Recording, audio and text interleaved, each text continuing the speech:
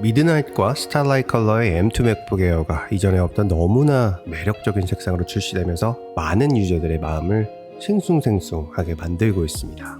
하지만 다행히도 무엇보다 치솟는 환율로 인한 가격 상승으로 안전장벽이 만들어졌고 색까짐 현상이나 한여름 불지옥의 스로틀링 그리고 어이없는 SSD 속도 저하 현상들이 우리를 지름신의 최면으로부터 깨워주고 있는데요. 거기에 더해서 초기 물량 부족과 미국 백투스쿨 이벤트가 몰려서 한 달 이상 기다려야 하기 때문에 시간까지 벌어주었습니다. 자, 그렇다면 우리에게는 M2 맥북 에어보다 유리한 선택지가 있어야 하겠죠. 바로 15인치 맥북 에어와 2년 전에 말씀드렸던 12인치 맥북 에어, 코드네임 통가가 내년 봄에 출시될 것으로 보입니다. 맥북 에어 15인치와 12인치가 현재 개발 중에 있으며 출시는 빠르면 올해 말 출시가 될 수 있다고 전해졌었는데요. 반도체 수급과 중국에 지속되는 팬데믹으로 인해서 2023년 3월경 출시가 가장 유력할 것으로 예상됩니다.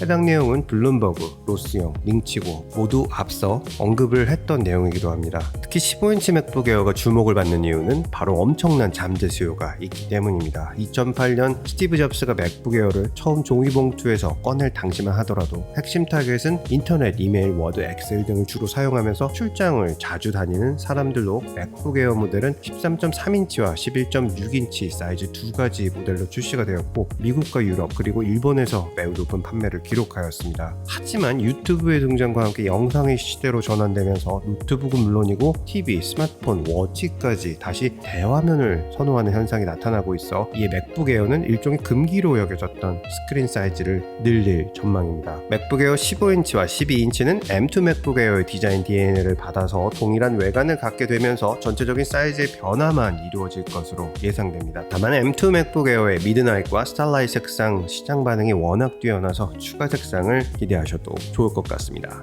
무엇보다 15인치와 12인치로 맥북 에어를 분리하는 이유는 바로 프로 정책의 성공 때문입니다. 애플은 2021년 M1 프로와 M1 프로 맥스를 14, 16인치 맥북 프로에 나눠 탑재하면서 프로 유저들로부터 하여금 역대급 극찬을 받았었고 엄청난 주문과 팬데믹으로 인해서 최대 5개월까지 주문이 밀렸었던 경험을 바탕으로 M2 프로를 탑재한 15인치 맥북 에어를 출시할 것으로 예상됩니다. 12인치 맥북 에어의 경우 M2 또는 M2 프로의 옵션을 넣게 될 것으로 보이는데요. 2015년 인텔 모바일 탑재와 나비 키보드의 실패로 인해서 출시 후 바로 매대에서 사라졌던 스티브 잡스가 가장 좋아했었던 12인치 크기의 맥북 에어는 과연 대화면을 선호하는 시장에서 자리를 잡게 될 수 있을지도 그 기추가 주목됩니다. 많은 학생분들 그리고 대화면의 맥북 에어를 기다리셨던 분들께서는 내년 봄까지 존버하시길 적극 추천해 드리겠습니다. M2 프로 맥북 에어 15인치 12인치 애플의 융당 폭격은 이미